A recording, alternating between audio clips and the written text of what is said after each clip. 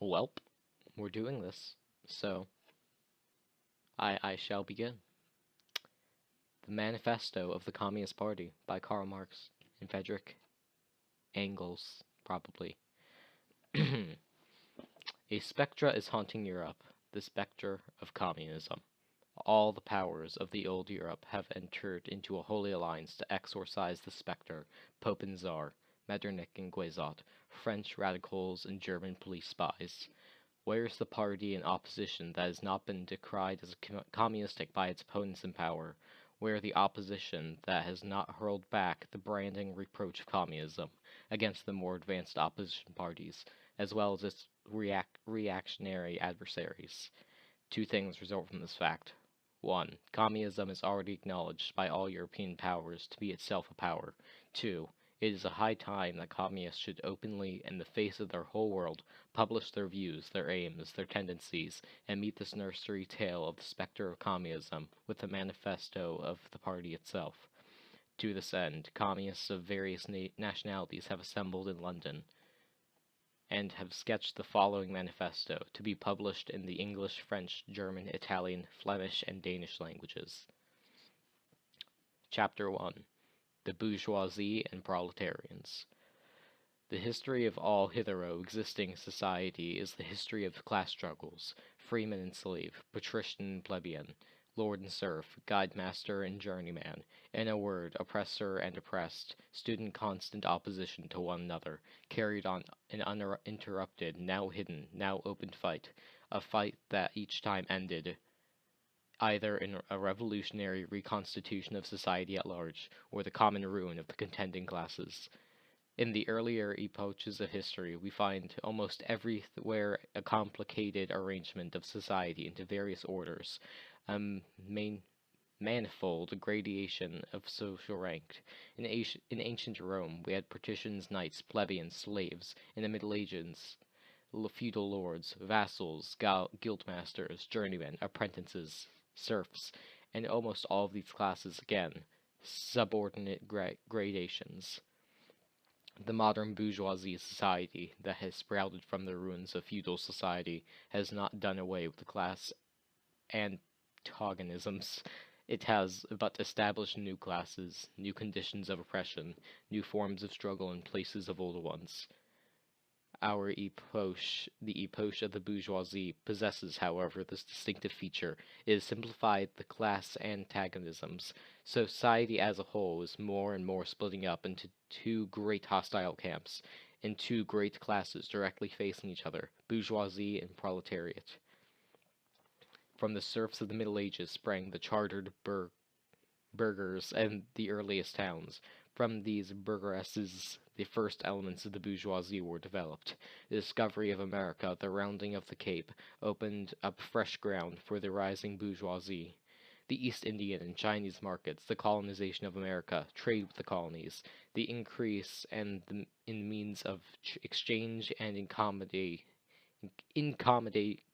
generally, gave to commerce, to navigation, to industry, an impulse never before known, and thereby to the revolutionary element in the tottering feudal society.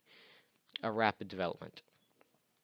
The feudal system of industry, under which industrial production was monopolized by closed guilds, are now no longer sufficient for the growing wants of the new markets.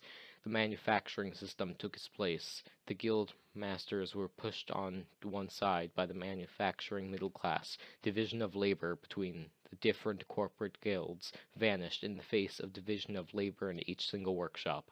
Meanwhile, the markets kept ever growing, the demand ever rising. Even manufacture no longer sufficed. Thereupon, steam machinery revolutionized industrial production. The place of manufacture was taken by giant modern industry, the place of the industrial middle class by the industrial millionaires, the leaders of the industrial armies, the modern bourgeoisie. Modern industry has established the world market, for which the discovery of America paved the way.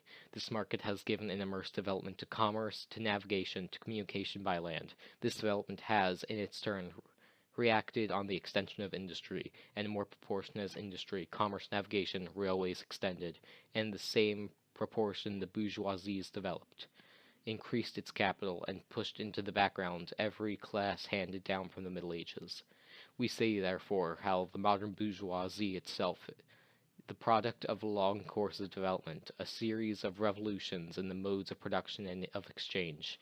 Each step in the development of the bourgeoisies was accompanied by the corresponding political advance of that class, an oppressed class under the sway of the feudal nobility, an armed and self-governing association in the medieval commune, here independent urban republic, as in Italy and Germany, their taxable third estate of the monarchy, as in France. Afterwards, the period of manufacture proper, serving either the semi-feudal or absolute monarchy as a counterpoise against the nobility, and in fact cornerstone of the great monarchies in general. The bourgeoisie has at last established, since the establishment of modern industry and of the world market, conquered for itself, in the modern representative state, exclusive political way. The executive of the modern state is but a committee for managing the common affairs of the whole bourgeoisie. The bourgeoisie historically has played a most revolutionary part. The bourgeoisie, wherever it has got the upper hand, has put an end to all feudal, patriarchal, idyllic relations, is pitilessly torn asunder the motley feudal ties that bound man to his natural superiors, and left there remaining no other nexus between man and than naked self-interest, then calls cash payment, is drowned the most heavenly ecstasies of religious fervor, of chivalrous enthusiasm, of Philistine sentimentalism. In the icy water of the egotistical calculation, it is resolved personal wealth into exchange value, and in place of numberless indefeasible charging freedoms, has set up that single unconscionable freedom, free trade. In one word, for exploitation, veiled by religions and political illusions, it has substituted naked, shameless, direct, brutal exploitation. The bourgeoisie has stripped of its halo every occupation hitherto honored a look up into the reverent awe. It has converted the physician, the lawyer, the priest, the poet, the man of science into a paid wage laborers. The bourgeoisie has torn away from the family its sentimental veil. It has reduced the family relation to a mere money relation. The bourgeoisie has disclosed how it has come to pass the brutal display of vigor in the Middle Ages, which reactionists so much admire, found it fitting compliment.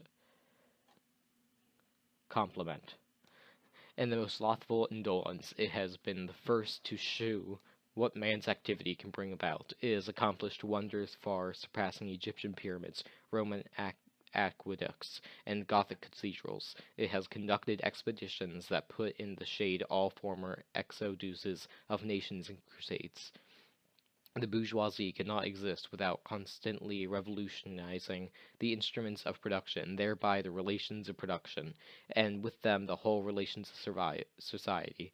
Conservation of the old modes of production in unaltered form was, on the contrary, the first condition of existence for all earlier industrial classes. Constant revolutionization of production, uninterrupted disturbance of all social conditions, everlasting uncertainty, agitation distinguish all bourgeoisie epochs from all earlier ones.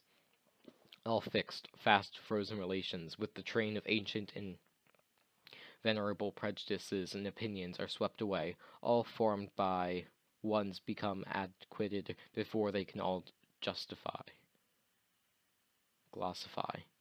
All that is solid melts into air, all that is holy is profaned, and man is at last compelled to face with sober sense his real conditions of life, and his relations with his kind. The need of a constantly expanding market for its products chases the bourgeoisie over the whole surface of the globe. It must nestle everywhere, settle everywhere, establish connections everywhere. The bourgeoisie has, through its exploitation of the world market, given a cosmopolitan character to production and consumption in every country. The great charge chagrin of reactionists is drawn from under the feet of industry and the national ground on which it stood. All old established national industries have been destroyed or are daily being destroyed. They are dislodged by new industries, whose introduction becomes a life and death question for all civilized nations. By industries that no longer work up indigenous raw material, but raw material drawn from the remotest zones, industries whose products are consumed, not only at home, but in every quarter of the globe. In place of the old wants satisfied by new productions of the country, we find new wants, requiring for their satisfaction the products of distant lands and climes. In places of old local and national seclusion and self-sufficiency, we have intercourse in every direction, universal interdependence of nations, and as in material, so also in intellectual productions, the creations of individual nations become common property. National one-sidedness and narrow-mindedness become more and more impossible, and from the numerous national and local literatures arises new world literature. The bourgeoisie, by the rapid improvement of all instruments of production, by the immensely facultated means of communication, draws all, even most barbarian nations, into civilization. The cheap prices of commodities are the heavy artillery with which it batters down all Chinese walls, with which it forces the barbarians' intensely obstinate hatred of foreigners to capitulate. It compels all nations, on pain of extinction, to adopt the bourgeoisie mode of production. It compels them to introduce what it calls civilization into their mindset, i.e., to become the bourgeoisie themselves. In a world, it creates a world after its own image. The bourgeoisie has subjected the country to a rule of town. It has created enormous cities, has greatly increased the urban population as compared with the rural, and has thus rescued a considerable part of the population from the idiocy of rural life. Just as it has made the country dependent on the towns, it has also made barbarian and semi-barbarian countries dependent on the civilized ones, nations of peasants on nations of bourgeois. See, the East on the West. The bourgeoisie keeps more and more doping away with the scattered state of the population, of the means of production and of property, is agglomerated population, centralized means of production, and concentrated property in a few hands. The necessary consequence of this was political centralization, independence, or but loosely connected province, with separate interests, laws, governments, and systems of taxation, became lumped together into one nation, with one government, one code of laws, one national class interest, one frontier, and one customs tariff. The bourgeoisie, during its rule of scarce 100 years, has created more massive and more colossal productive forces than have all preceding generations together. Subjection of nature's force to man, machinery, application of chemistry to industry and agriculture, steam navigation, railways, electric telegraphs, clearing of whole countries for cultivation, canalization of rivers, whole populations conjured out of the ground. What earlier century had even a presentiment of that such productive forces slumbered in the lap of social labor?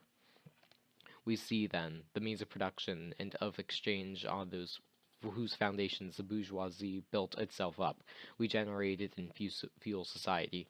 At a certain stage in the development of these means of production and of exchange, the conditions under which feudal society produced and exchanged, the feudal organization of agriculture, the manufacturing industry, in one word, the feudal relations of property became no longer compatible with the already developed productive forces. These became so fetters they had to burst asunder.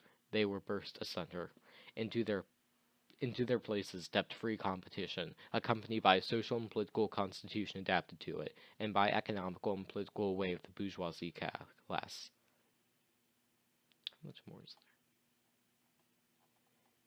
there? I'm not going to read all this. So that was it. I hope you enjoyed those first, 20 pages of the Communist Manifesto. This is what my channel has come to. Oh well. I'll probably have something else quite soon. I hope you enjoyed this terrible, terrible thing.